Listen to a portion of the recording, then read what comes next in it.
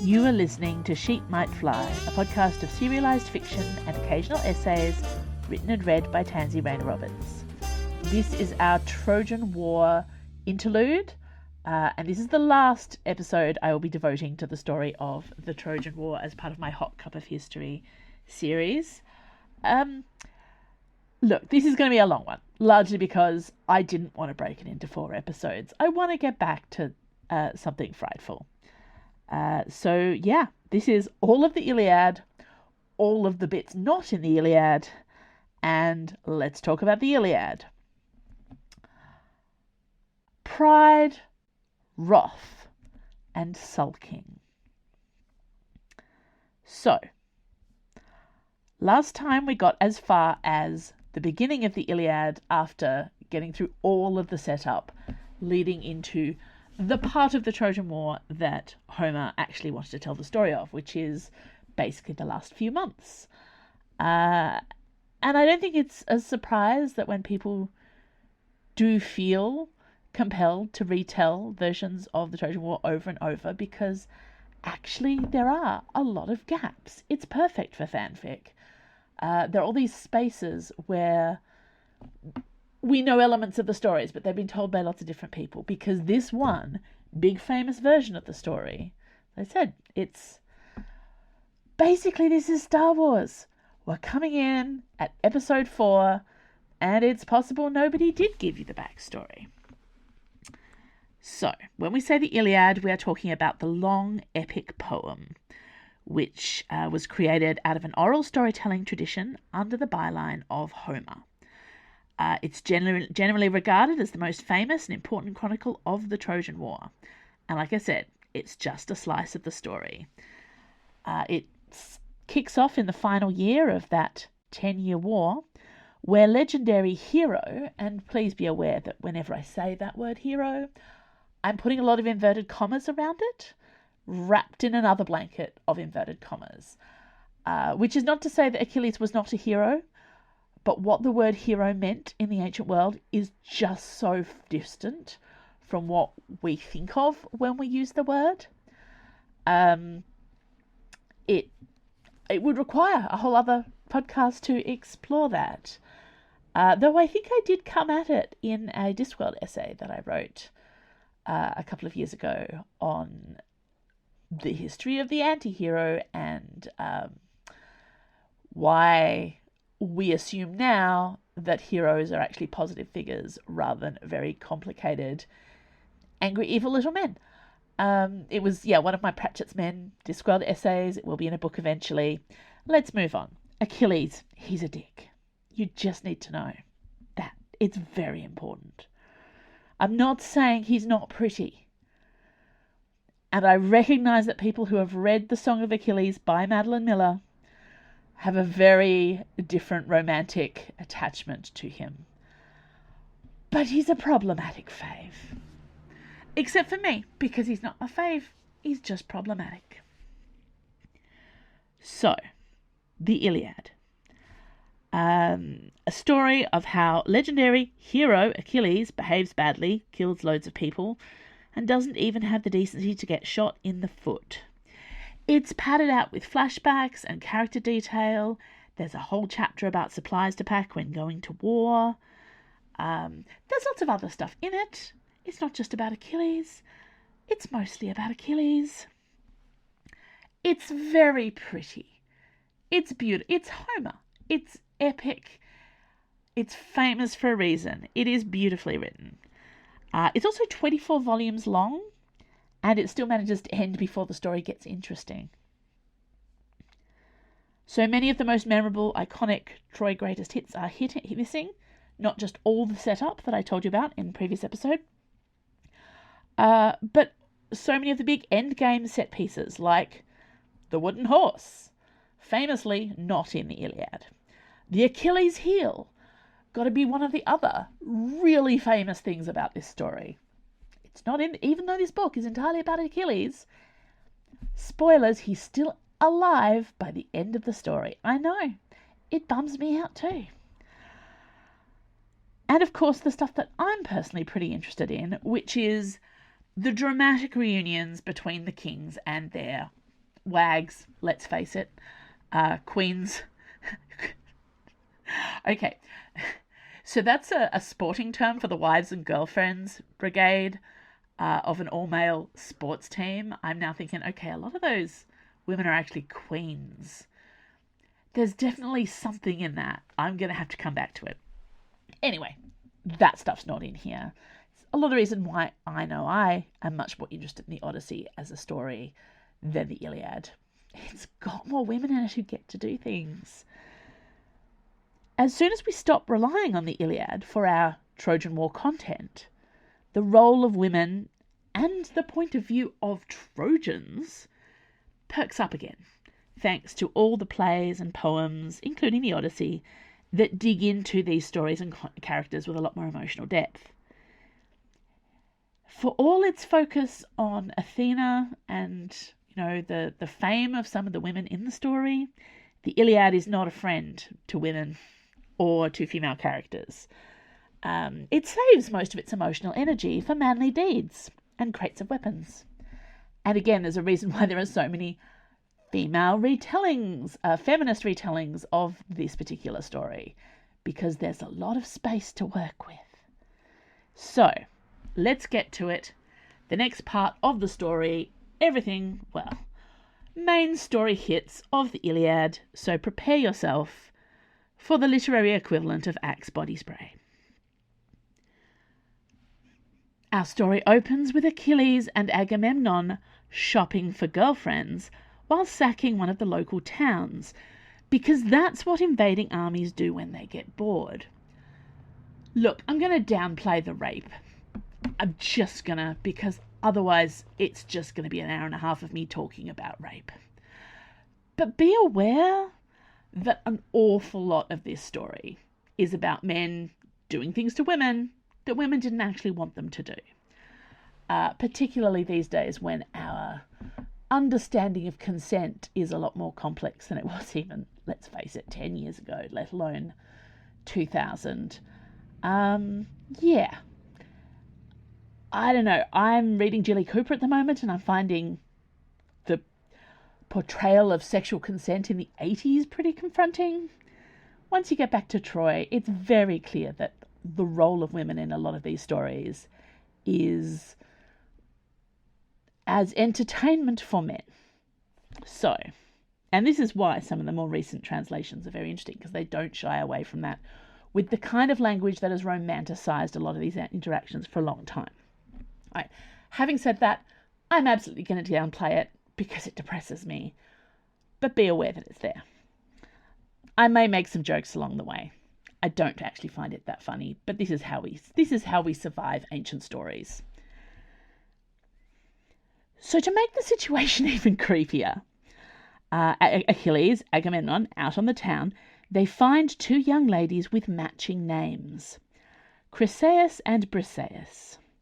Let's pretend they do have matching names and it's not just that these men forgot what they were called instantly. They carry them back to their tents in a manner that centuries of storytelling have attempted to romanticize. Gross. But then Agamemnon is forced to give Chryseis back because her father registers an official complaint. Even in a time of war and invasion, sexually assaulting the daughter of a local priest who has a direct line to Apollo is not good form, even if you're a king. I know, what is this woke nonsense? Someone should complain about it on Twitter. Or that thing that Twitter is now. Hellscape.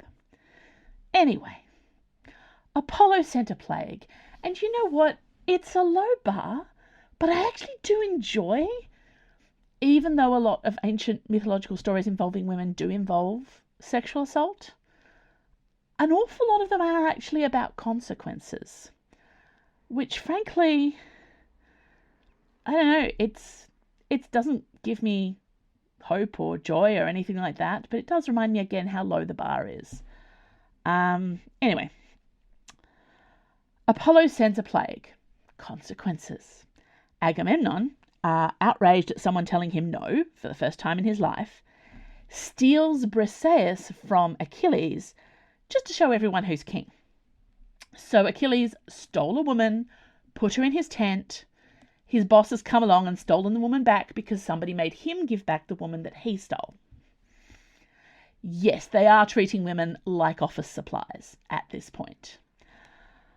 So Achilles, not content to let Agamemnon be the biggest prick in this situation, responds by sulking. Yeah, his sulk is so epic, Homer wrote a whole poem about it. Achilles basically goes into his tent and refuses to leave. He refuses to participate in any battles until his new girlfriend / war prize / convenient laundry slave is returned to him. Now look, the war does go on without him. Achilles is not the only one in this scenario who knows how a sword worked. You may remember he was the, let's say, very highly valued rookie at the beginning of the war, but obviously it's 10 years in. He is very good at sword. But quite a few of the others are too. There's a lot of men here. They can compensate. But it's awkward because he is, he's one of the more famous celebrity players. And the fact that he's sulking in the tent is embarrassing for everybody. Now, Achilles also asks his mum, you might remember her, Thetis, the goddess, the one with the dipping her son in the lake, the one who hid him in a group of princesses. Okay, he asks her to punish his, I've been reading a lot of hockey romance, so I keep going to the sports metaphors, which is not my natural headspace, but it does amuse me, so I'm going to keep doing it. So he calls in Thetis to punish his own team. She calls in Zeus, who I think is either her dad or her uncle or her sometimes boyfriend or her brother. I've lost track. She calls in Zeus to help the Trojans. These are the reasons it is quite funny how... And Troy, the film, the Brad Pitt one that everyone now is saying is a work of staggering genius because it had a white woman playing Helen of Troy. It's not the only one that did this, but there is a pattern in trying to tell the story of Troy without the gods. And it really doesn't work because it's totally about the gods messing with humans. That's the whole story. So now Zeus has been called in to help the Trojans to punish the Greek Justice League of Kings for, making Achilles temporarily uncomfortable about having stolen a woman. And now we come to Patroclus. Now, people do love to talk about Achilles as a... role model is definitely not the word. Say queer icon, because of the whole thing with Patroclus being his boyfriend. Another factor which was definitely left out of the Brad Pitt Troy. They were cousins in that. And nobody really leaned hard enough into the fact that they were cousins in the Sailor Moon definition. But anyway, so Patroclus, who is the boyfriend, shield mate, occasional cousin of Achilles, is also really embarrassed by Achilles' behaviour. Like, it's super awkward. And because everyone's worried about how the war is going, Patroclus takes Achilles' shiny armour, so everyone's going to think that the MVP has come back to action. He rides up. And you know what? Patroclus is great. He's not weak. He's not effeminate. He's another tough, manly man, Greek warrior. He is, however, not Achilles. So, he's hate to say second rate. He's normal. He's a normal warrior as opposed to the preternatural psychotic behavior of Achilles. So Patroclus comes out in the shiny armor and is immediately killed by Hector, who is the eldest prince and the hottest surviving warrior in Troy. Now, Hector clearly was not expecting it to be that easy. He thought he was coming up against Achilles, absolutely takes Patroclus' head off, and everyone's actually really upset by this. All war action is called off. The invaders are given time to grieve. because Troy is classy like this, and they recognize a main character moment when they see one. Obviously, they don't give everyone a day off for every dead soldier, but Patroclus was important. Seems like everyone really liked him, honestly, even if his taste in men was extremely questionable. Now, if you thought Achilles was pissed off before, then obviously, yeah, this now ramps things up to 100. He is maddened with grief. This is where the wrath comes in. Before, he was merely sulky. Now he's incandescent. His armor was obviously massively damaged in the whole Patroclus-Hector incident. But his mum, Thetis, once again comes to help him. She's... I want to say, like, I'm going to start mixing my metaphors and talk to her being like the theatre mum. But no, she's the soccer mum, right? She's just there. She'll drive him to every practice. She'll help him out. She'll call agents on his behalf. She does everything. She brings him a new suit of armor from Hephaestus, blacksmith of the gods, who once again is her uncle, cousin, brother, boyfriend. Honestly, probably at least two of the three. I don't know. I've forgotten where she ranks in the whole thing. I don't think she's top tier sibling, but they're all screwing each other. It really doesn't matter. Hephaestus, blacksmith of the gods, the only one of the gods with a real job. He's definitely a bit of a favourite of mine. Anyway, so Achilles' armor's up. You can now, if you have in your time, watch the opening credit sequence of Xena. And why would you not? Just imagine, the sequence in which she's putting her armor on. It's great. Only there's a very angry man doing it. So he readies himself for the vengeance match to beat all vengeance matches. He then fights all the Trojans and a river.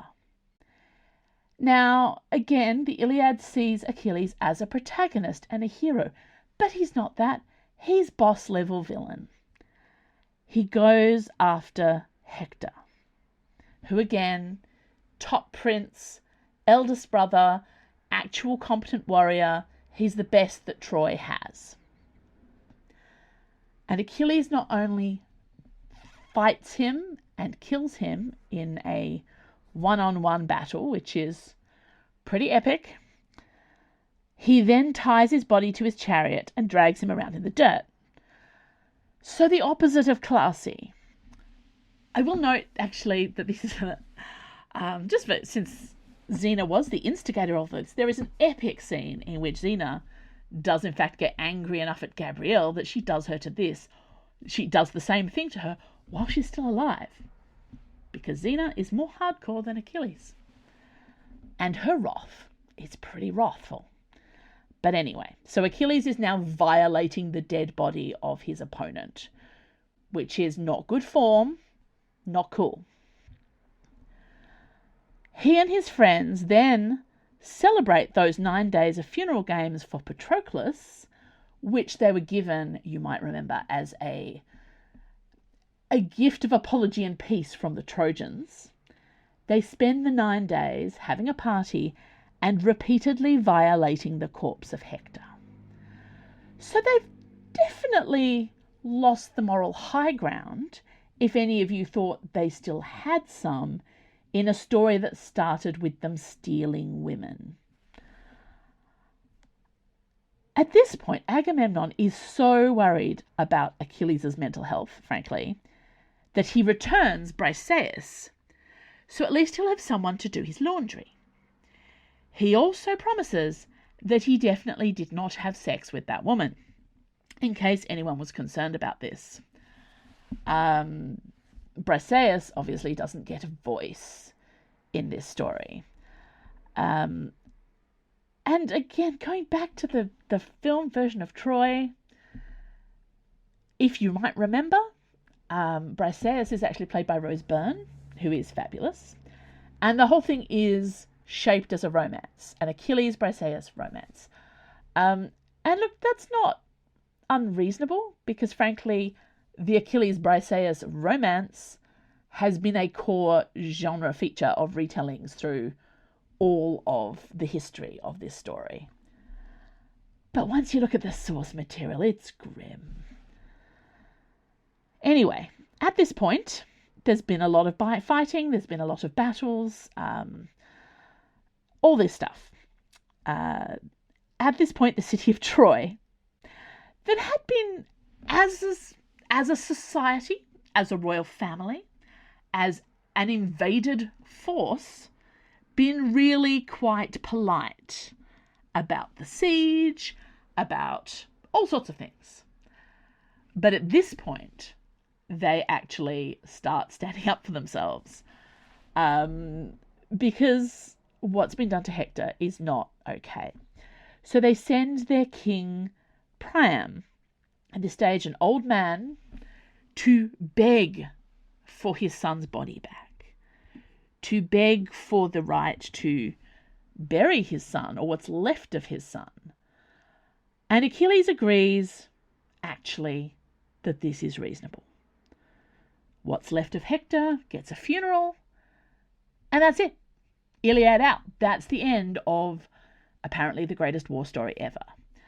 Now, I'm not going to pretend this is an unbiased retelling, and I'm not going to pretend that I like the Iliad.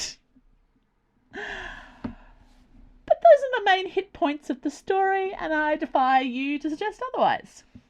All right, so now we'll get on to the non-Iliad parts of how the story ends, which, personally, I think are far more interesting. So Homer's resting his larynx, and we get back to the parts of the story that he did not include in his Achilles Fest, because, basically the story ends with Achilles thinking about what he did.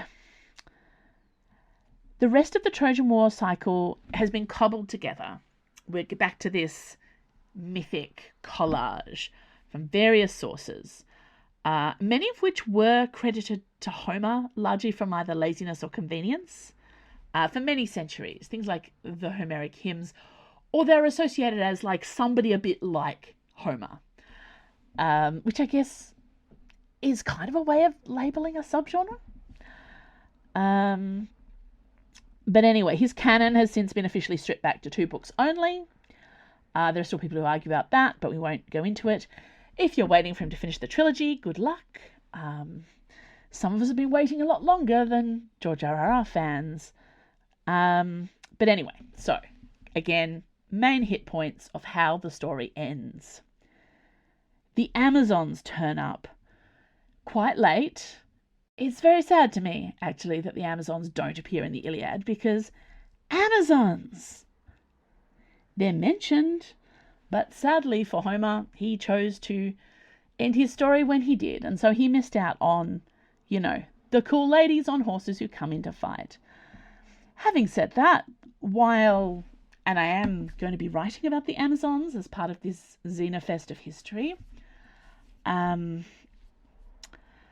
Amazon stories, once you get to the original context of the myths, are always going to let you down. Whatever you have in your head about how cool Amazon stories are, the whole idea of the warrior tribe run by women, this is not Wonder Woman, this is not Themyscira. Amazons exist in ancient Greek stories to be conquered, to be raped, and to be beaten, basically. Both in the artwork and in the writing, it's all very depressing. And yes, that has been taken as, it's a core text that has been played with and experimented with, and people have looked beyond that to question whether there really was a matriarchal tribe of warriors that men were just really unhappy about. Let's just say that if there were Amazons in the ancient world, then the stories that survive are kind of the cultural equivalent of what men on the internet right now are saying about the Supergirl movie. And we'll leave it at that. Amazons turn up. They are on Team Troy. They die horribly. Sadly, they picked the losing side. Attempts are made across various retellings to create a romantic narrative between Achilles and Penthesilea, the Amazon queen who he slaughters in this story. Now, this thing about the multiple romances in Achilles' life is not, obviously that's not what we think of romance necessarily, certainly in a genre sense, but I'm not going to start leaning into the rules of romance fiction in the modern world. It was very common for the mythological hero to have a lot of love interests. Hercules is a great example. Hell, Odysseus is another example. Lots of sex, lots of sexual interactions, not necessarily just with the opposite sex. And that doesn't necessarily say anything about sexuality, because I'm not going to get into it, but sexual identity, as we think of it now, was not really a thing. Which is to say, yes, Hercules also had boyfriends. So yeah, there's this thing of Achilles has a Briseis romantic storyline. He has a Patroclus romantic storyline. And people also try and bring in with Penthesilea, a woman he literally met as he was killing her. So the story goes that he fell in love with her during the brief window between sticking his sword into her and her death. Which is a weird pitch for a meet cute, but that's the ancient world for you. They're always trying to find a way to make things sexy. The end of the war is now spiraling faster and faster towards us. Lots of minor members of the Trojan royal family die horribly.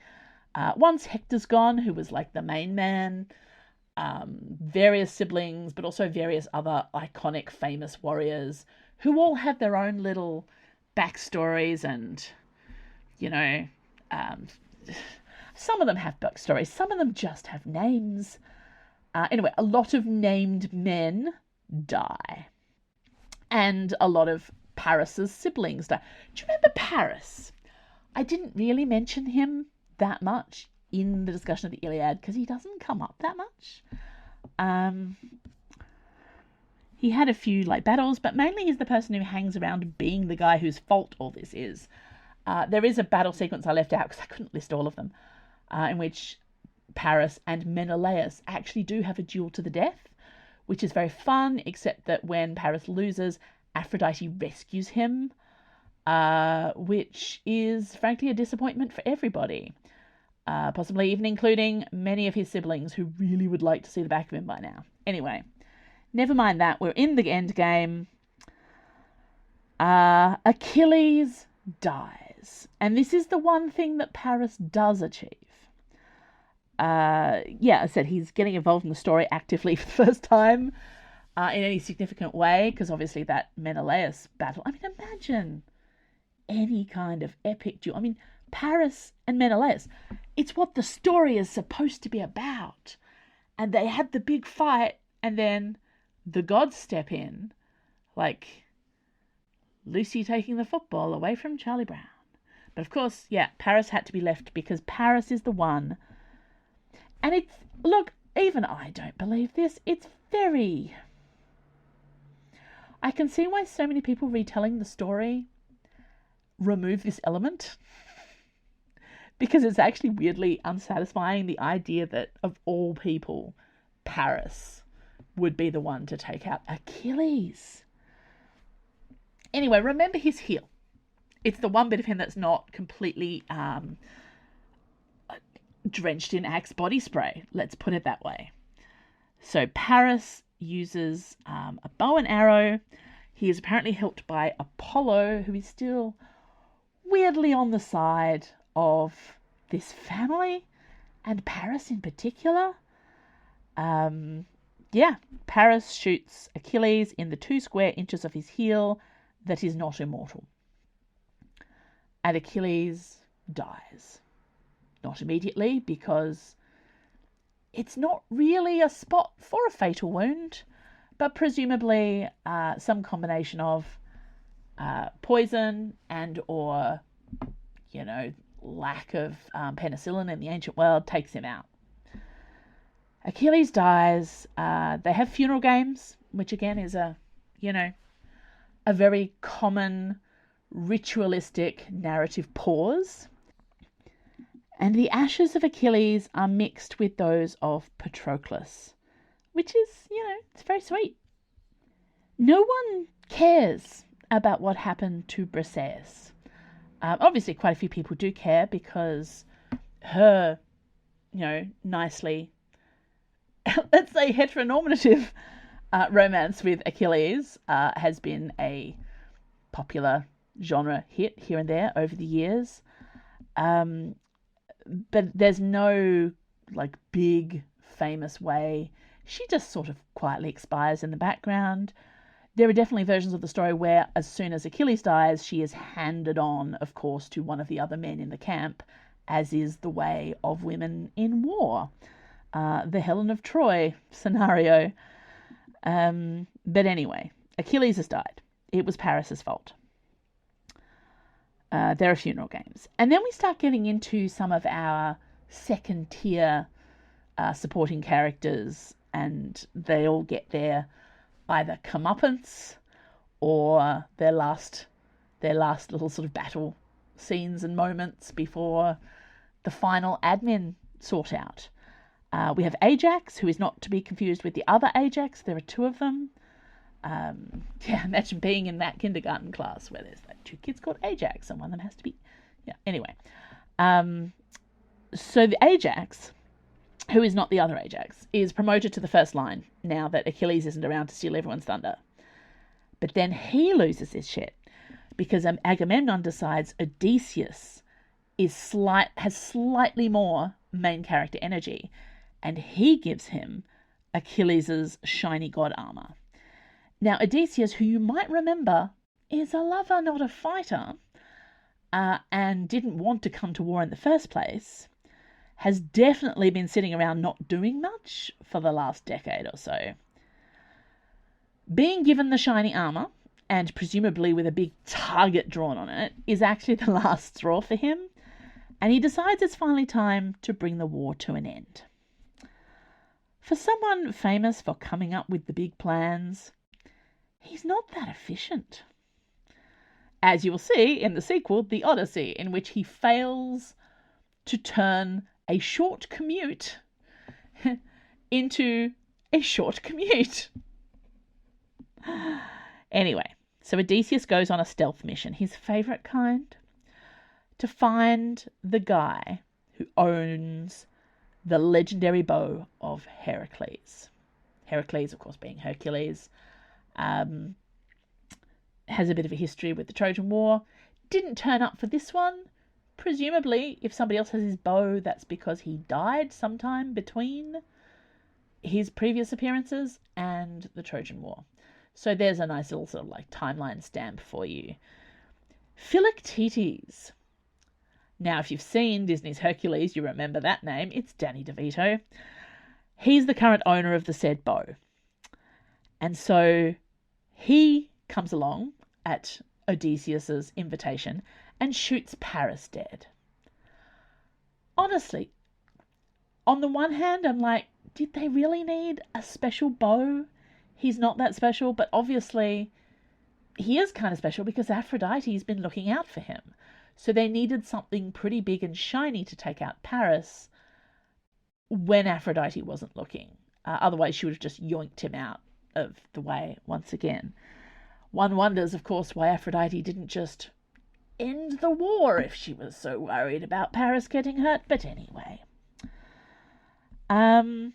So Philoctetes shoots Paris dead. This makes absolutely no difference to the direction of the war, because as previously noted, Paris doesn't even really go here. He was no particular substitute for Hector as a general. The war continues. So the Trojan royal family is shrinking, but there's still a few brothers hanging around.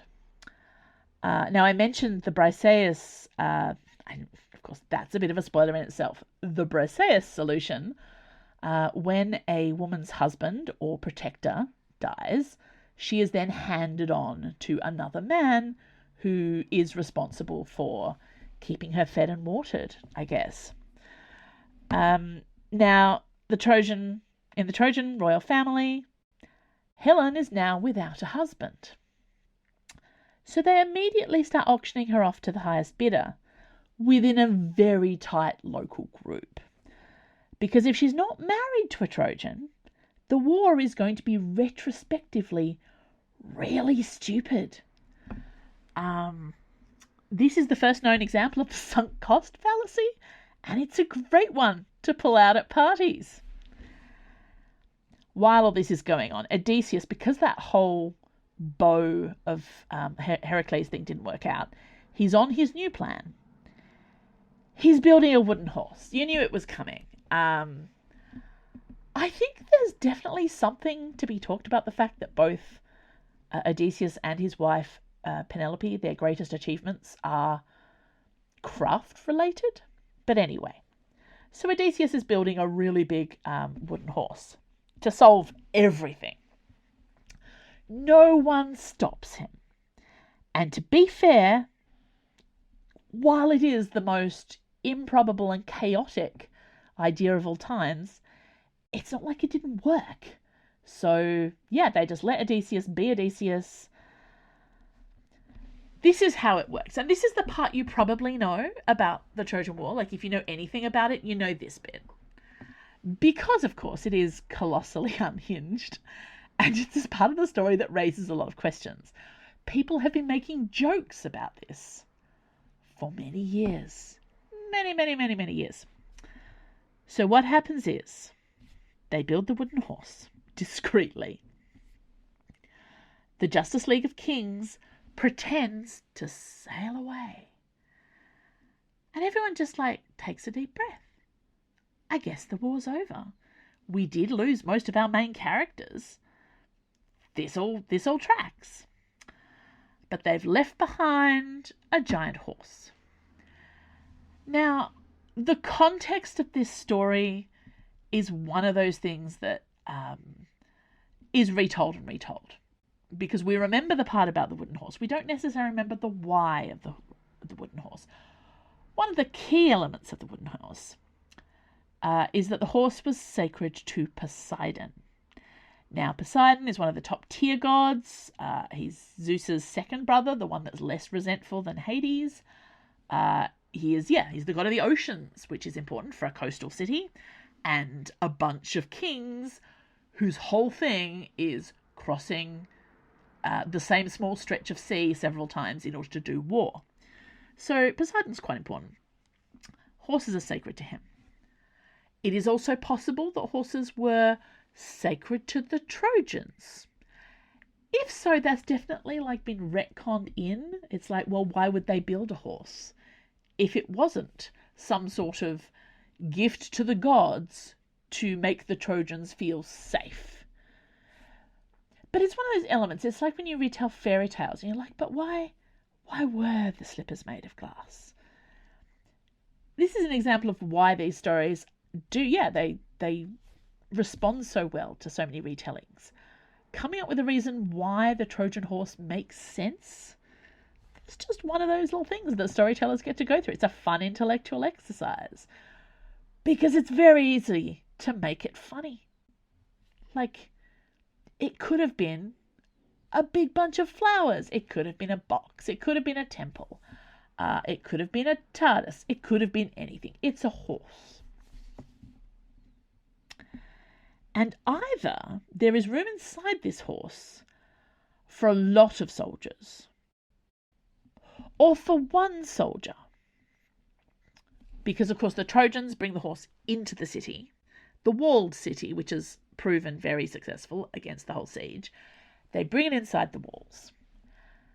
And in the middle of the night, either an army of soldiers climbs out from the horse and kills everybody, or one person climbs out from the horse and unlatches the gate and lets all the others in. Both of these are perfectly reasonable versions of the story. One of them is a little bit more logical, and the other one is funnier. So we tend to go with the Trojan horse full of soldiers because It's a great set piece. It's bonkers. It's fun. It's memorable. Like, if you know anything about the Trojan War, that's the bit you remember, right? What's kind of wild is that because this whole wooden horse thing does not get repeated in any other story cycle, it only belongs to this one. So chances are, if you've seen, even if you don't know much about the ancient world, you know what the Trojan horse looks like, because people have been drawing versions of it for many years. A horse made out of wood. There are only so many ways it can look. And you know, if you see a horse made out of wood that's not an actual rocking horse, it's a reference to Troy. It's an interesting piece of branding within a story. And I do find that in itself kind of fascinating. And it is even more fascinating that it's not in the Iliad, the famous story about Troy, because it's the big bit. It does appear in flashback sequences, both in the Aeneid and the Odyssey, which are the two separate alt-universe sequels, the most official sequels to the Iliad. One actually by Homer, almost certainly, probably, maybe, whoever Homer was. The other by the Romans, or rather by Virgil, a Roman poet trying to suck up to his emperor, who was kind of doing his own sequel to a famous story, because the Romans didn't really like the Odyssey. They found Odysseus a bit unreliable as a protagonist. If you know anything about ancient Rome, you will find that quite funny. But anyway, I love the Trojan horse. It is iconic. It looks great. Let's move on. You might also remember Cassandra, who, again, I didn't mention in the carrying the actual Iliad, because honestly, her story is quite sad. In the actual canon, all her whole thing is like, no one's listening to her. We barely even paid attention to the things that she said that they weren't listening to. This, of course, is the part where Cassandra comes into her own, because she's there shouting herself horse. See, it's funny. She's telling them all, don't bring the horse inside. She's the one person who's like, this is clearly a very bad idea. And everyone ignores her because she's cursed and because the patriarchy doesn't listen to women. And look, Cassandra just lives inside my head rent-free. She is my Roman Empire. Honestly, I am very attached to Cassandra. So, all 10,000 people climb out of the wooden horse, or maybe one to unlatch the gate, whichever your brain can wrap your head around. Big fight montage, city burns down, job done, Troy is finally destroyed. That's what it took. All the remaining Trojan men die, because that's how war stories end. The only one who actually escapes, or there are only two rather, of the actual Trojan royal family is Aeneas, who's a sort of cousin who barely appears in the story. But he definitely descends from Aphrodite, despite no other Trojan making this claim. He makes his way out of a secret tunnel, carrying only his elderly father, forgetting something along the way. What was it? Oh, his wife! Yeah, so he took his son, he took his father, forgot his wife, she burned to death. He can always get a new one. The Aeneas retcon is kind of the first known example of the backdoor pilot. Check out the spin-off, Virgil's Aeneid, from the very popular ancient Rome epic poem universe. But anyway, Aeneas is not important to the story, except in retrospect. All the others are gone. But they don't kill women very much, because, of course, they have other purposes for them. So now we come to the admin phase at the end of the war, where the surviving Trojan women all lined up and handed out to the surviving big-name members of the Justice League of Kings. Based on how many prisoner tokens they earned through sheer manliness. Nothing problematic here. Let's move on. So all the women are handed out, regardless of their, I guess, their potential as sex slaves. Let's put it that way. So they're given as a responsibility. The majority of them actually will be used as sex slaves. But anyway, Queen Hecuba, who is the mum of all these ridiculous Trojan men who've been making all the choices. You remember her? She had that dream. She tried to hide her most problematic son by giving him a job as a shepherd, and somehow she was thwarted by the gods. It's a shame, really. She's had a rough time. She is at this point very old and cranky. Her own husband, King Priam, has been murdered. She is given to Odysseus, the king least likely to be a complete dick to her, I guess. In many of the myths, or at least one of them, she transforms herself into a dog rather than set foot on his ship. This turns out to be an excellent move on her part, because he definitely took the long way home. Yes, this is a reference to the Odyssey. This is not an essay about the Odyssey. I'm not going to talk about that. Really, the only reason for the story about her turning herself into a dog rather than her is to explain the fact that in the versions of the story where we actually follow the admin and look at which women were given to which men at this point of the story, Hecuba is assigned to Odysseus, but she's definitely not in the Odyssey. So something happens to make her not be in the Odyssey, and that's the solution people came up with. Honestly, good for her. Lean into your inner werewolf, Queen Hecuba. You've had a rough time. Cassandra, who has had also a really bad war. Hasn't been fun for any of the women, but it's been really rough on her. She is given to Agamemnon, the absolute worst. He then sails straight home to Argos, presumably because the gods are still giving him good winds after that daughter he sacrificed to them. So he gets home most efficiently. I'm pretty sure he's home before Odysseus has even left the dock. When Agamemnon gets home, this is not part of the Trojan War, but I'm definitely going to tell it because it's one of my favourite bits. He gets murdered by his still furious wife, Clytemnestra. Do you remember her? She was the less hot sister of Helen. She married Agamemnon, so that's been bad news all round. And yeah, he sacrificed one of their daughters to get efficient sail travel. So she's been biding her time for the last 10 years. She has a young hot lover called Aegisthus. Sometimes he is credited with the murder of Agamemnon, which is much less fun and interesting than her wielding the axe herself.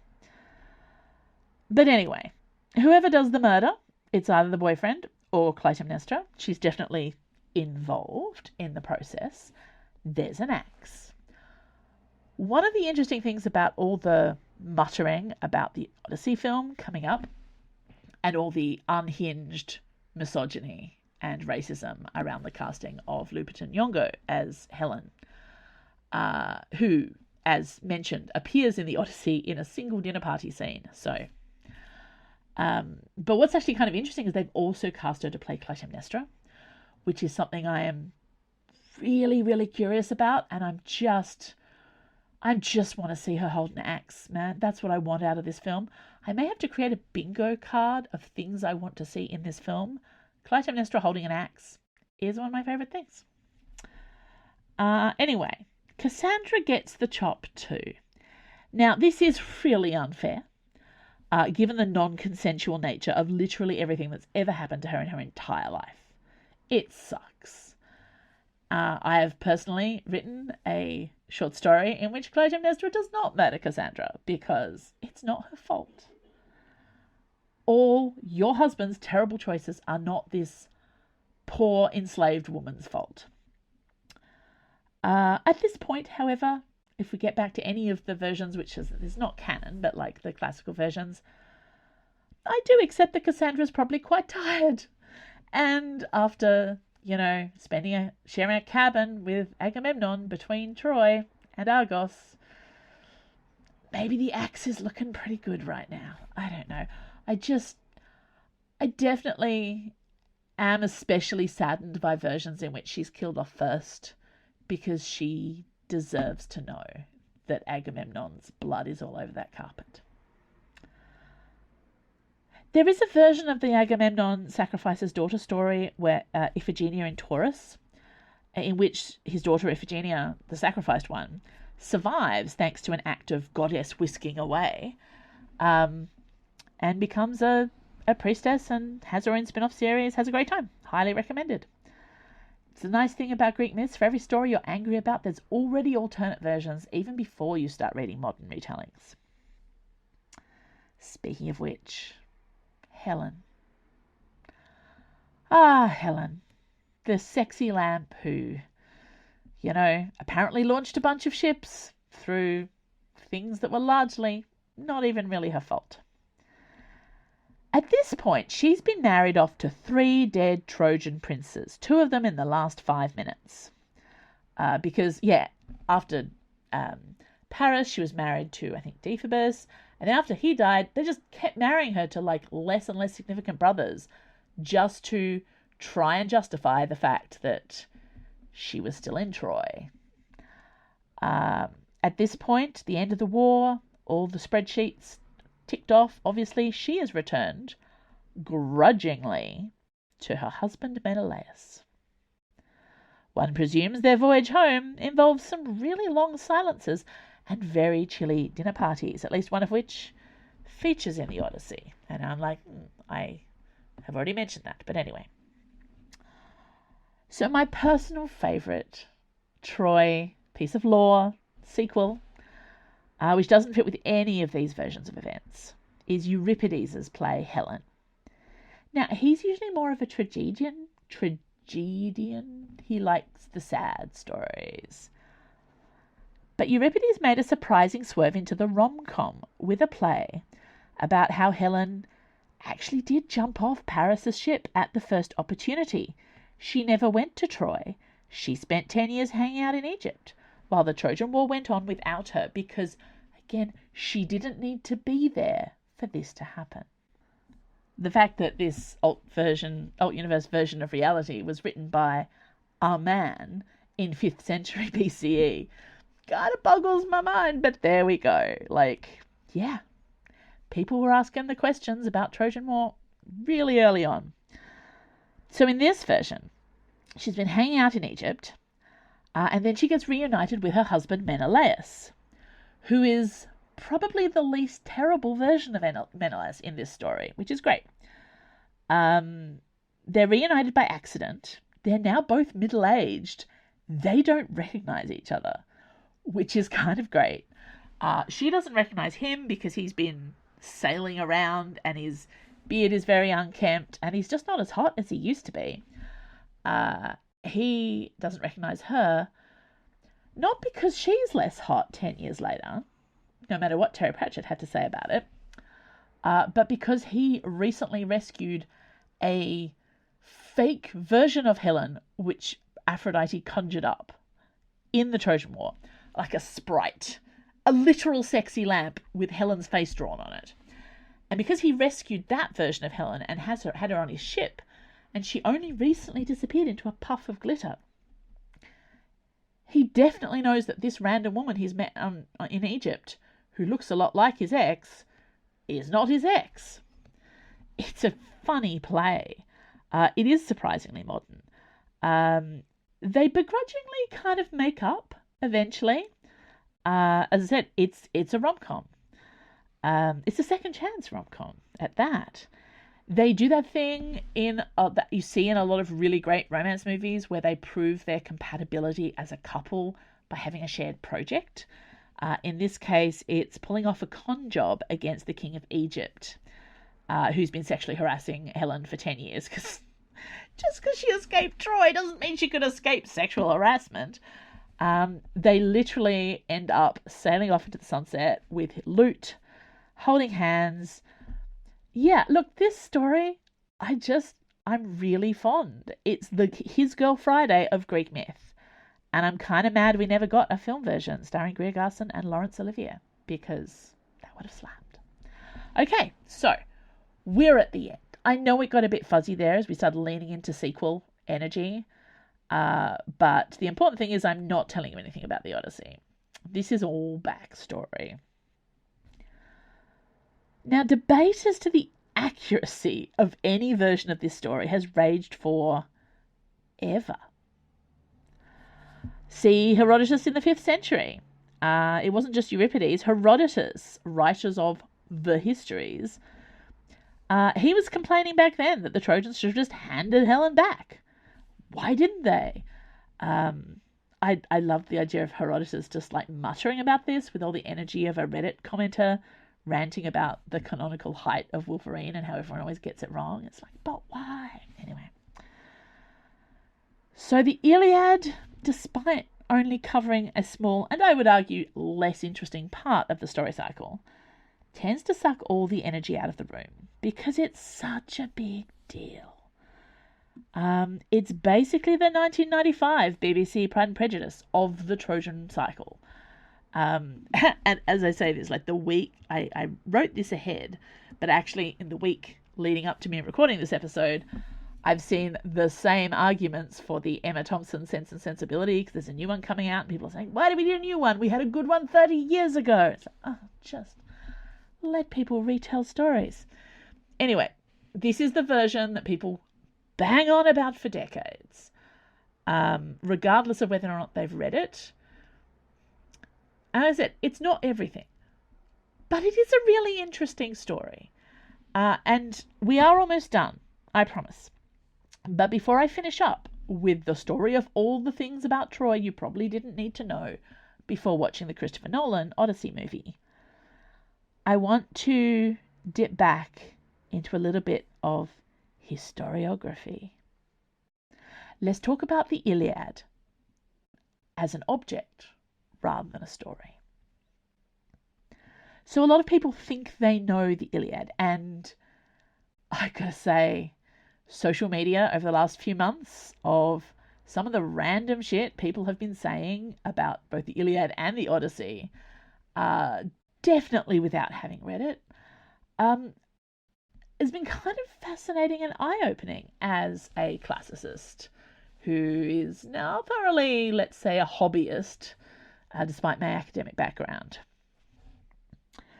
A lot of people think they know what the Iliad is about. And the more you delve into what experts actually say about what the Iliad is about, the more you realize that actually we don't know that much.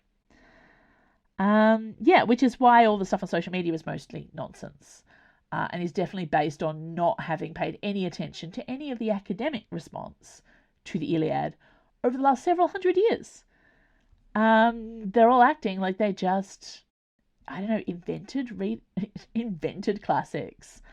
Anyway, they're not wrong about the Viking longboats and all the other stuff in the trailer that's nonsense. But when everyone starts talking about Achilles as a hero, which people did, because one of the big controversies across social media of the anti-woke bullshit brigade, let's put it this way, once they were taking a breath after working through all their racism about not wanting a pretty black woman to play Helen of Troy, because they personally would prefer to imagine having sex with a white blonde Helen of Troy. Not that a movie is stopping them from doing that, but anyway, once they all paused, the other thing that rose up as a controversy was the rumour that Elliot Page, who is a trans actor, would be playing Achilles in this film. Now, I still don't know, but it was almost immediately debunked, because we know that Elliot Page is in the film. He appeared in some of the shots shared from film shoots. I don't think he's in any of the trailers, but there are a couple of images of him in which he appears to be alive, which is how you know he's probably not playing the Achilles, unless there's some sort of massive flashback sequence, which would be weird. Achilles only appears very briefly in the Odyssey as a ghost because he's dead. And honestly, considering what a big story it is, I don't know why you'd even include that sequence. In the same way that I really don't know why they even have Helen of Troy in it. But anyway, it's much more likely that he's playing one of Odysseus's men. But it was really, really fascinating because the people who hate the idea of trans people existing, who normally spend most of their energy on trans women, took a brief moment to get really, really angry about their assumptions about Achilles, about masculinity in the ancient world, and whether or not, an actor who is, regardless of the fact that he's trans, which obviously there's no regardless, like this was very clearly transphobic agenda leading all of these conversations, but also is not 6 foot tall, blonde, and basically Brad Pitt. And this all circled back to a weird redefining of the film Troy as a glorious masterpiece, which, as somebody who's watched it more than once, I did find very amusing, despite the very unpleasant transphobia of it all. The fact is, yeah, Achilles, and then of course a lot of people got in talking about defending the idea of Elliot Page playing Achilles, which he's clearly not. Almost certainly. I might be wrong, but I don't think he is. I'm definitely not going to come back and re-edit this episode if I turn out to be wrong. You can just tell me I'm wrong. It's fine. But then people were like, hey, but Achilles is a canonically queer character because he had a boyfriend, and also there was that time that he, dressed up as a lady and picked the sword out of the bunch of dresses, which I do enjoy a niche piece of ancient history suddenly becoming basically a Tumblr fave. But then you had people arguing against that, saying, well, it's only in one version. There was a whole thing where, 3 days in which everything I saw on Threads was people arguing about the use of word describing how white Helen's hands were supposed to be. Anyway, people were deep diving into classics Wikipedia, I can tell you. Anyway, so Achilles came up. He became weirdly relevant over the last few months. But the fact is, what came out of this as well was a lot of people's assumption about what a hero looks like. And a lot of the people getting angry about a trans actor playing a Greek hero. And I'm going to leave aside the people who were legitimately complaining that no one in the Odyssey film, and I think in the majority of the Troy film either, but were actual Greek actors. And it's look, that's actually an interesting conversation to have. But the majority of people complaining about this were not arguing in good faith. They were arguing because they didn't like the idea of a trans actor playing somebody who in their eyes should be the height of masculinity, the height of Hollywood masculinity, and basically Brad Pitt 15 years ago. Which is just so funny because Brad Pitt was so horrendously miscast. And in fact, as I feel I do have got across here, Achilles was basically an unhinged chaos goblin who, murdered a bunch of people very efficiently and sulked and ravished women and behaved badly. And that's what Greek heroes were, frankly. They were all nightmares. None of them had actual virtues, and certainly our definition of what heroic masculinity looks like in films, and I say our, I mean, I guess people who really like Brad Pitt. So it's you know what? Actually, regardless of your feelings about Elliot Page as an actor, I don't think anyone can argue that Achilles was taller or indeed blonder. And, I'm actually really sad now that we don't get an Elliot Page Achilles movie because I think it would be amazing. But please, don't base it on the Iliad. let's talk about Madeline Miller's version. I have got very digressed there. I'm sorry. I'm quite tired, and I'm getting to the end of this. Classics is not about nitpicking exact details. It's not about being correct, and there is no canon, even including Homer. It's mostly about questions and stories that exist and get remembered and get retold, and pulled apart and twisted up and retold, and yet somehow follow a thread back to the beginning, where we still have a very similar idea of what a Trojan horse might have looked like, as the ancient world thinks a Trojan horse might have looked like. Because let's face it, no one has ever actually built one, except people doing adaptations of the Trojan War.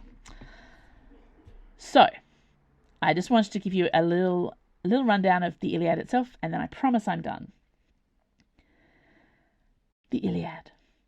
Ode to war, violence, male pride, and the meddling of the gods, is one of the oldest works of human literature that is still widely read.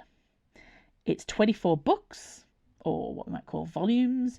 Usually when they say a book is made up of books, what they mean is that's where the scroll runs out, start a new scroll. It's made up of 15,000 lines. It dates to the 8th or possibly 7th century BCE, so about 200 or 300 years before the part of ancient Greece that is most thoroughly first documented, where a lot of our plays and existing writings come from. It's from further back than that. But it was also created approximately 400 or 500 years after the supposed historical events are chronicled. And that's important too, because classicists are always stretched when it comes to primary sources. And just because something counts as a primary source does not mean it's contemporary to the events it's chronicling. If it's chronicling real events at all, let's remember this is a poem. It's here for entertainment. Was Homer a real person? Did he write both the Iliad and the Odyssey? How were the poems composed? What changes did they go through between early presentation to audiences as oral poetry that you remembered, their first codification when written down, and all the revisions that might have happened since? There's a lot of questions here, but they all get bundled under the umbrella of what is referred to as the Homeric question. And now this is a theme that academics and historians and random nerds have been arguing and guessing about for millennia. It's complicated. Most scholars accept that whoever Homer was, he wrote both the Iliad and the Odyssey. The patterns are too similar for it to be otherwise. Unless, of course, a really good copycat came along. But, they accept the same author wrote both. And probably not any of the little side poems that used to be credited to him, thanks to his incredibly successful branding as the author of Trojan stuff. So whenever Trojan stuff came along and people weren't sure who'd written it, they'd say, probably Homer. We don't know who he is, but we definitely know who wrote Trojan stuff. Now, this is all starting to sound a lot like a drunk auntie who thinks that the same author wrote Sense and Sensibility and Frankenstein and Bridgerton, and her name was probably Jane Eyre. And there's a reason for that. Because mythology is one long game of telephone with occasional memorable bits. 10 separate people wrote biographies of Homer in the ancient world. Unless those 10 people were all also Homer, what a scamp. Yeah, but we don't know. We don't know any of that. We don't know what their sources were. We don't know. Most of those biographies we cannot read now. Most of the facts known about Homer were written down or documented, but we can't trace back whether any of them were bullshit or not. It is the thing. You don't know. Is it fanfic that was written in the last 500 years? Is it fanfic that was written thousands of years ago? Most scholars now agree with the theory that the Iliad and the Odyssey were composed as oral texts long before they were written down. And there are a lot of reasons why this theory tracks, one of which is the way the poems are constructed. They use repeated phrases. They use linguistic tricks. They're designed to make it easier to remember huge swathes of it. Now, this is actually a comparatively recent theory, and it really gained mainstream traction in the 20th century. Like, people have always kind of known about the idea of it being oral text, but for a long time they didn't really think about it. And then they did think about it, and then they changed their mind. It's all this sort of thing. But anyway, this idea of it being an oral tradition. And so instead of a television, you have a person who remembers lots of Homer and can read you a bedtime story without referring to any written materials. Like, that's a pretty great skill. You know, that's excellent. But anyway, so this is what we now think. And another big part of the reason is because we don't have examples of it written down, or anything written down, from the era when we're pretty sure it was composed. So it was already old by the time people were writing stuff down that got saved. Now, the importance of the Iliad as a text, and I've been very disparaging of it because, you know, I'm not a fan of the actual material, but I'm pretty impressed about the general game. I can admire the hustle, even if I like the Odyssey more. It's still, like, I can accept how important it is. An important work. We often scoff about works that are considered important versus those that aren't. But this one's pretty important. Like, there's no arguing about it. Its influence on later literature and culture can also not be overstated. Like, it is a key that unlocks millennia of storytelling and historical shaping.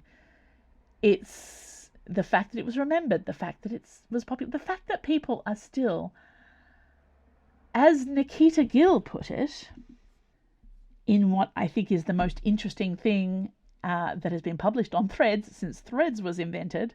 It's also on Instagram. For those of you who aren't fans of Instagram, please follow Nikita Gill. She's great. The year is 712 BCE. A fictional woman named Helen of Troy has angered fragile men through no fault of her own. The rich feast while the rest of us starve. A tyrant has declared himself king. The year is 2026 AD. A fictional woman named Helen of Troy has angered fragile men through no fault of her own. The rich feast while the rest of us starve. A tyrant has declared himself king. I mean, it's so good. It sums up basically my general flailing on what's been happening on social media since the first Odyssey trailer dropped. But just think about it. The fact that a story that was being told thousands of years ago still has the power to just make people angry, even if the thing that they're angry about is definitely not Helen of Troy. I think that's fascinating. The fact that people still want to connect back to these stories. The fact that they want to have some say in how masculine Achilles is portrayed on screen in a film he's not even in. Again, like, the issue was not one of healthy masculinity, but it's so interesting how these stories have survived. But the Iliad itself is not the one true version of the story. And that's really, really important, because there isn't one. There can never be one.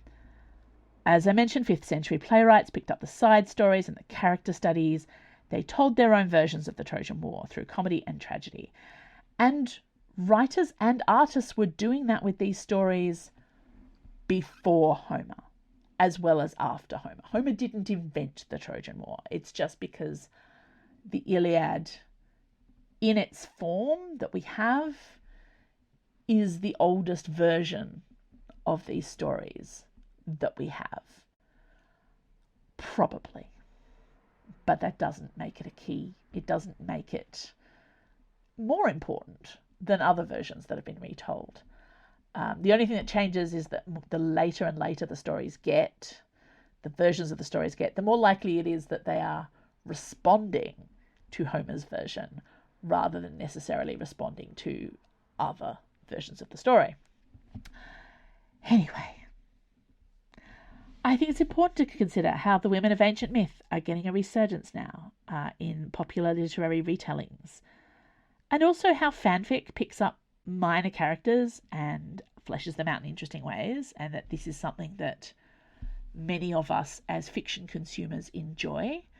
If I have a story, like a TV show or a film I really like, I'm always really interested to see what the fandom is doing with it, even if I don't become a mass consumer of that fandom's output. Sometimes I do, sometimes I don't. If I watch something new that excites me, the first thing I always want to know is who's being shipped on AO3. Like, what's the most popular? Sometimes it's obvious and sometimes it's not. What are the rare pairs? What are the holes in this story that people are digging into?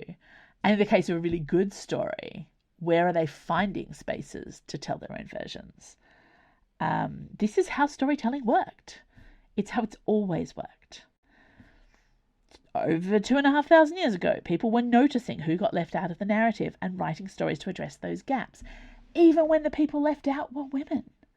We've got male writers writing feminist retellings, or at least slightly more female-centered retellings, because the original stories are just so misogynist, there's nowhere to go but up. And the stories change through different cultures. Ancient Rome ignored tricksy Odysseus and sulky Achilles. They were on Team Troy. They declared that their own Gary Sue character Aeneas was the hero of the story.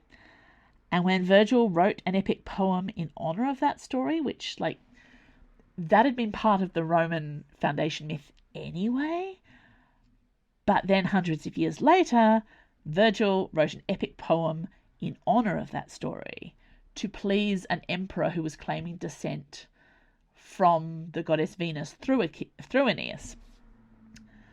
So when he wrote the Aeneid, which is one of the biggest and most significant epics of Roman culture, he shaped and structured it in everything I know about epic poetry I learned from Homer fashion. Half of the book is a direct response to the Iliad and half is a direct response to the Odyssey. It fills in blanks. It retells a lot of these stories.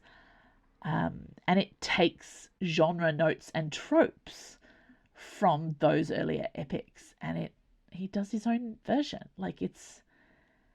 It's a fascinating exploration of genre. Then there's Ovid, another Roman, who wrote the Heroides, an entire book of poems based on the imaginary voices of the hard-done-by women of Greek myth, chastising the women they love. Ovid's definitely one of my problematic faves, but wow, this book, it's a really great book. His Trojan War affiliated women, because he writes from across different Greek myth. But the Trojan War ones, he includes Penelope, still waiting for Odysseus to come home, Briseis, trying to convince Achilles to stop sulking, Oenone, who is Paris's abandoned first wife, Laodamia, who doesn't yet know her absent husband, is the first casualty of the war. This is really juicy stuff.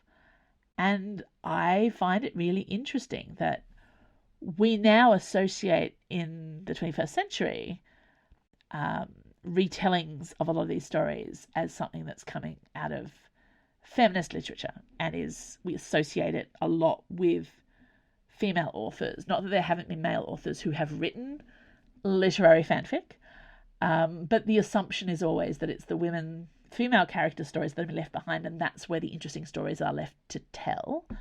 And to some extent, the queer retellings as well. which have absolutely been left behind in a lot of the, thanks to a lot of the, hyper-Christian domination of literature and the way that what the church chose to burn and what they didn't choose to burn over the centuries. And so a lot of the retellings are about the underdogs, the downtrodden, not the heroic/anti-heroic men. But actually, that men were doing this about female characters. I think it's something worth. I'm very unhappy that if women were doing this too, their works didn't get to be saved, and I think that's a whole separate thing that we don't know. But the authorship of we don't get very many female authored words that were saved, and we definitely know of a lot more female poets, certainly poets, potentially playwrights as well, who existed and whose work wasn't saved, wasn't kept, and that's deeply irritating. But what we do have, I find that, anyway. The Iliad remained the centerpiece of classical Greek education for centuries. Preserved on papyrus and vellum, copied out for libraries, it was one of those key texts that was seen as essential in a certain kind of intellectual library. Now, the first printed version, printed that is, rather than just written, I guess, by hand, was not produced until the 1400s. And in between, the stories of the Trojan War and the Iliad were retold and discussed, often by writers and scholars who hadn't read the original version, because there were very few copies before the 1400s. So what you have instead is people reading and watching and retelling based on works that have been created in response to the Iliad rather than the Iliad itself. So by the time the original Iliad was printed and made available as a book for sale in the mid-1400s, the stories had taken on a whole new life, thanks to largely to 12th century French medieval poets who created their own fanfic shared universe called the Matter of Rome, which mashed up Greek and Roman myth along with the more verifiable historical characters like Alexander the Great and Julius Caesar. So this is the thing, we have writings from ancient Greece, we have writings from ancient Rome, but it is very important to remember that a lot of the stuff that is written down and that was saved was not necessarily readable for a lot of that time. It was just talked about. So one of these 12th century French medieval poets, Benoit de Saint-Maur, is credited with dragging Troy out of the genre of ancient war epic and into courtly romance. He focused on the youngest Trojan prince, Troilus, who you may recall I didn't mention at all in any of the previous things, and his doomed love for Briseida, a femme fatale loosely based on Briseis, the stolen handmaiden. Now, Briseida came up again when the story was retold by the rather more famous English poet Chaucer. At that point, she was conflated with Chryseis, remember those two girls with the similar names, to become Chryseid, and later Cressida, the name that became a little bit more cemented thanks to, Shakespeare picking up the tale. Troilus and Cressida went on to feature in centuries of opera, basically launching their own tragi-romantics franchise spin-off. This whole thing about who are we shipping in a particular property, and it's we're shipping this couple who definitely didn't exist in the ancient world. We've taken a version of that girl who had a miserable time with both Agamemnon and Achilles, and we've handed her on to a younger, hotter Trojan prince, and still gets to be tragic, but at least she gets to be in the title. At least they actually feature her death. They're actually going to talk about it as opposed to letting her flail away off stage. And when I was writing this, I did kind of run out of steam. I was trying to think of literary equivalents of Troilus and Cressida popping up out of the later culture and becoming the couple associated with Troy. And really they are. Like, for many, many centuries, they were the most shipped couple, largely because nobody wanted to ship anybody with Achilles, I guess, because he's the worst. And they couldn't, lean into the actual hot Achilles pairing with Patroclus for church reasons. But yeah, so the pop culture comparisons I came up with were Joni Loves Chachi and maybe Mandy and Georgie's First Marriage, both sitcoms I have not seen. But I do think it's really fun because I grew up knowing about Troilus and Cressida, largely because I guess I was a child who grew up knowing the names of all the Shakespeare plays without necessarily having read them. And also they feature in a Doctor Who episode. So Troilus and Cressida, yeah, they just, even more so than another equivalent, I guess, it's not the same at all, but Beatrice and Benedict from Much Ado About Nothing, definitely the most interesting couple, even though they're not supposed to be the main couple, except they kind of are. They also had a big opera retelling couple of centuries in which everybody just ignored the less interesting couple and focused on them. But this is different. These are characters that barely existed in the original source material. They've just been reworked and reimagined, and they've become something new. And it is something you do see in fanfic, which I always find really fun, where a minor character or a character who barely exists, or a relationship certainly that barely exists, suddenly becomes a massive core of the fandom. One example from the MCU being when the Hawkeye and Agent Coulson secret marriage kind of trope came out of the Thor movie, based on a couple of really, really, really tiny details of, dialogue between two characters who are not in the same room together. They're on the radio with each other, and one actor forgetting to take off his wedding ring. And so suddenly this idea that these two were a couple became this huge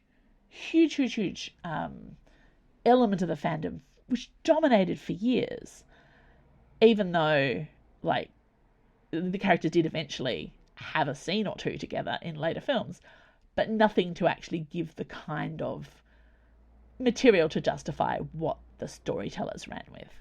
And this is something, that comes out a lot.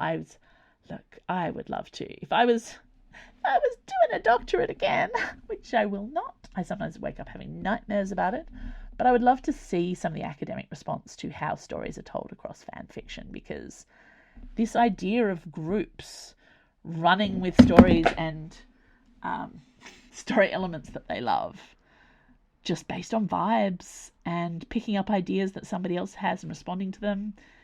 Yeah, it is a fascinating phenomenon.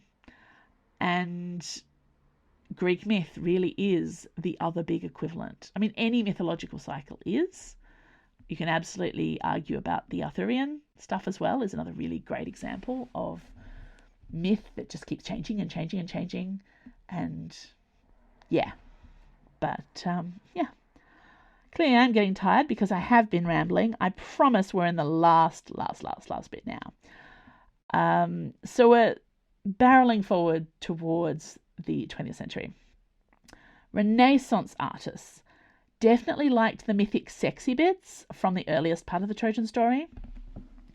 So you see a lot of artistic exploration of things like Leda and the Swan and the Judgment of Paris.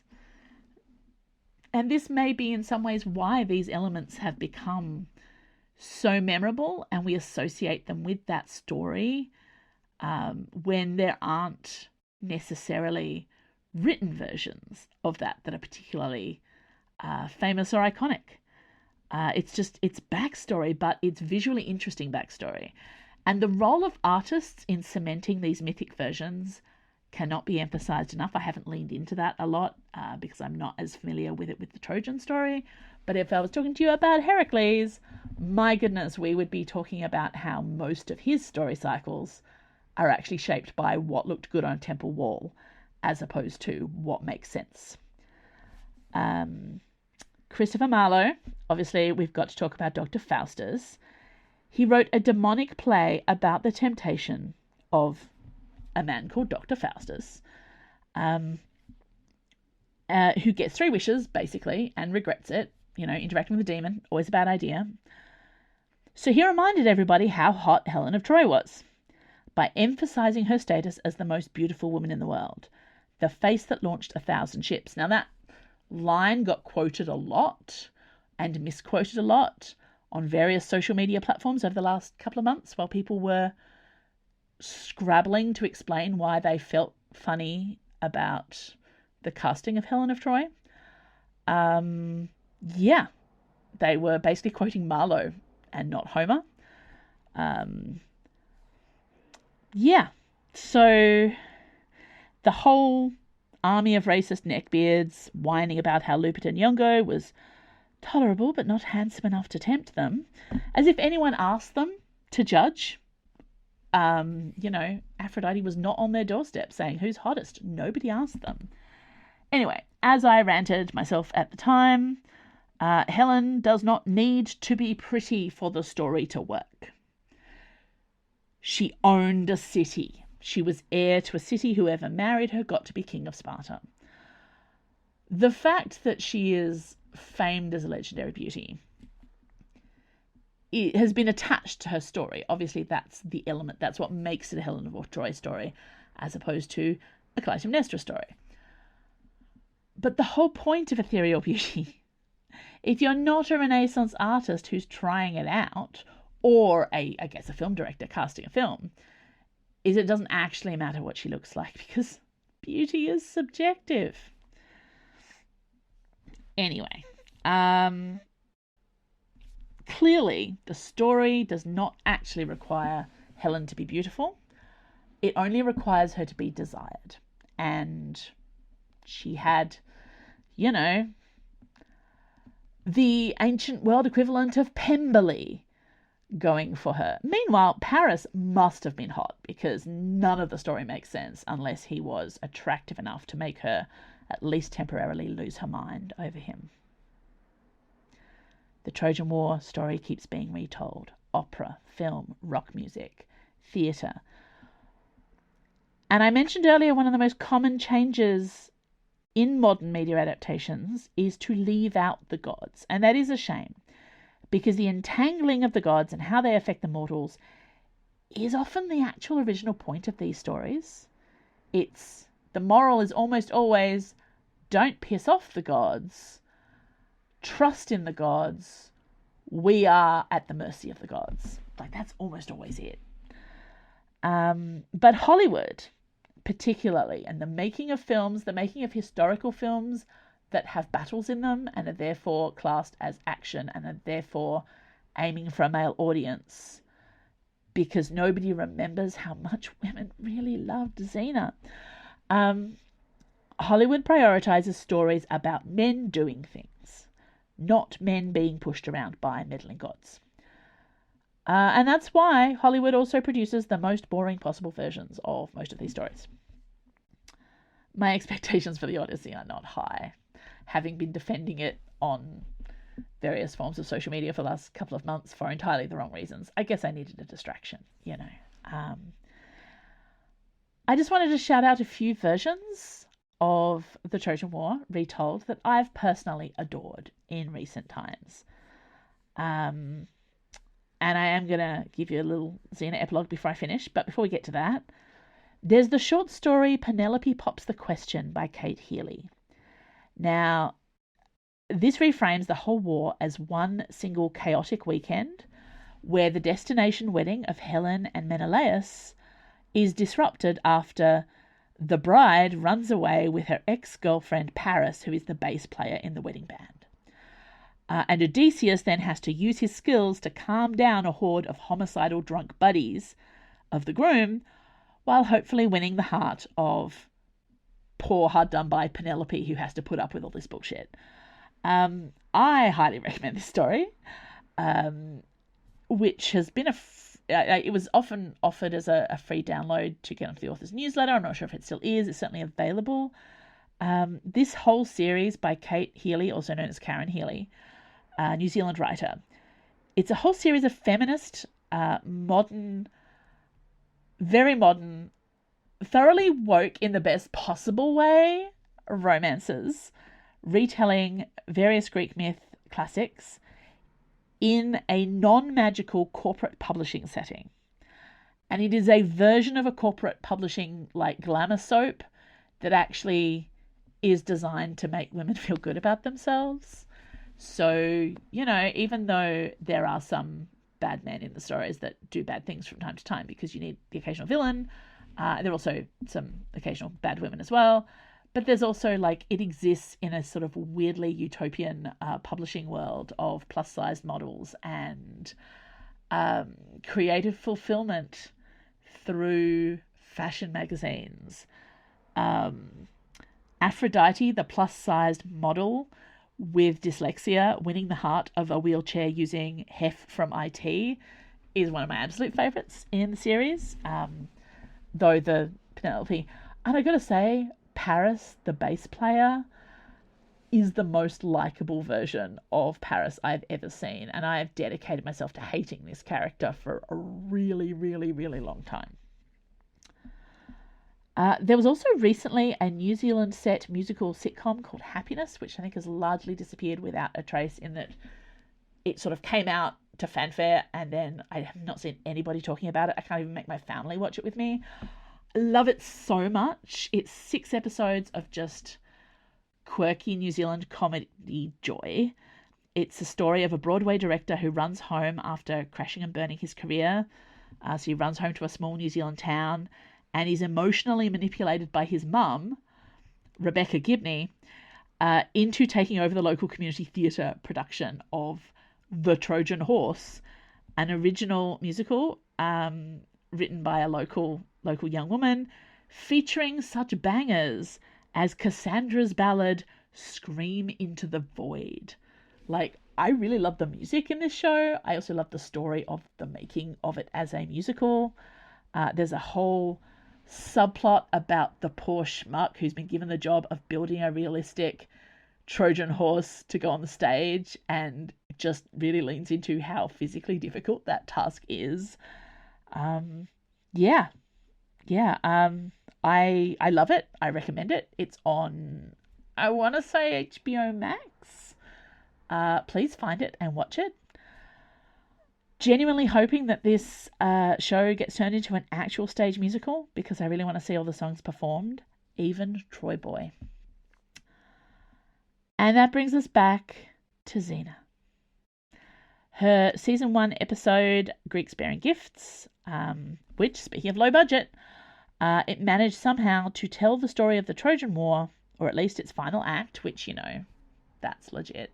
Homer didn't do anything else either, with only 4 of the main players. So it tells the Trojan War with only Menelaus, Helen, Paris, and Deiphobus. Bonus points for leaving out both Agamemnon and Achilles, which, as I mentioned back several episodes ago, have been... it's Achilles and Hector have been killed off screen, mentioned as, long gone. But I love that they told this story without Agamemnon and Achilles, who are fighting as to who is the worst at all times through the Iliad. And there's a few assorted Trojan guards. Gabrielle's ex-boyfriend Perdiccas gets soft-launched in this episode. And because they know what's really important, which is you have to have the wooden horse to tell this story, they actually make one out of Polynesian-style woven bamboo. Which, it's fun. It's got room for about 2.5 soldiers in it. So in this version, it's Deiphobus, who is Paris's least famous brother, who kills him so that he can take Helen for himself. Helen has already decided she's sick of being treated as a possession by Paris. She's trying to create an exit strategy for this Trojan War. So she's called in Xena to help her escape back to Menelaus, on the grounds that this may be the only way to end the war, not because she actually wants to get back with her husband. It's also, having tried a bunch of other men now, she now feels he is the least worst option. Spoilers, she changes her mind on this one. She takes the revolutionary choice to live as a single woman for a while and see how things go, which is really nice for Helen and is not a choice that she gets offered very often in the millions of stories told about her. The lack of Achilles and Agamemnon in the story does it no harm whatsoever. As with all mythic roles, the job, or at least the job task list, normally allotted to Odysseus, is capably filled by Xena herself. And let's look at what it means that this story about the Trojan War can be told with only a handful of its main characters.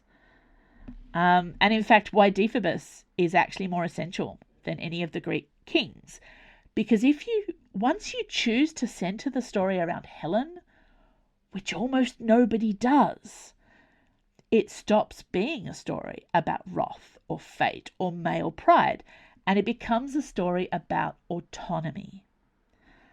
The ultimate sexy lamp finally got sick of being passed from man to man, and she makes the choice she should have been offered at the very beginning, to choose herself. There's a reason that the Trojan cycle is something we're still talking about. It's so iconic that a modern cartoonist can draw a reference to a wooden horse and we know what he's talking about. But just because we think we know the shape of the stories and the context doesn't mean it's not worth looking at the source material that we have. If you are going to give Homer a go, and I recognise I have not been pitching that you do up until now, but I would never try to dissuade people away from looking back at the original material. All I would say, as with anything you're reading in translation, is pay attention to who the translator is. This is where choosing older books and particularly free copies of the classics that are out there can be a bit of a letdown, because the older your translator, the less likely you are, honestly, to be able to find something in the story to connect to, because it makes a difference. I thoroughly recommend the new Emily Wilson translation, which, like her masterful Odyssey translation, is far more accessible than previous versions. Though if you hate Telemachus calling his dad in the trailer of Nolan's Odyssey, I have bad news for you, because one of the best things I can say about this film I have not yet watched is that they used Emily Wilson's translation really, really substantially, which makes sense. It's the biggest profile recent translation. Look, the fact that Nolan actually apparently read a book by a woman does actually make me feel like 10% less sarcastic about him as a filmmaker. But yeah, there are other translations out there. It's worth reading a selection. It's worth comparing and contrasting. Just be aware that how you consume the story does make a difference to your overall experience. And there's always more to discover the further back you go, whether you are choosing to re-experience a thousands-year-old oral poem, or an outcome I'm kind of hoping that I lead some people to, is revisiting the excellent 90s action-adventure series Xena Warrior Princess, because the versions of the stories that they chose to tell were very refreshing at the time, and while some of the story choices don't necessarily hold up to a modern audience, an awful lot of it does. So that's it. We're done with the Trojan War. I'm putting down my emotional support imaginary wooden horse, and I will be back next week with my spooky rom-com about cardigans and gothic houses full of overdramatic people. Something frightful. Thank you for your patience with this, the longest so far of the Hot Cup of History essays. I'm not sorry. Thank you for listening to Sheep Might Fly. This podcast was recorded on Palawa land. I acknowledge and pay respect to the Tasmanian Aboriginal people as the traditional and continuing custodians of Lutruwita. Sheep Might Fly is produced and edited by Andrew Finch. You can sign up to my author newsletter for updates. Follow me on Instagram, Blue Sky, or Threads at TansyRR. And if you like this podcast, consider supporting me at Patreon, where you can receive all kinds of bonus rewards, early ebooks, and exclusive stories for a small monthly pledge. You can also listen to these very podcast episodes 2 weeks early. I hope you've had the opportunity to listen to my Troy ranting before you go and see Nolan's Odyssey, or indeed after. I mean, either way, right? There are no spoilers here. All stories are circles. I've recently launched the Teacup Magic Emporium at tansyrr.com, my author store where you can buy signed paperbacks, merch, and more direct from the author. Check it out today, and I will see you again soon.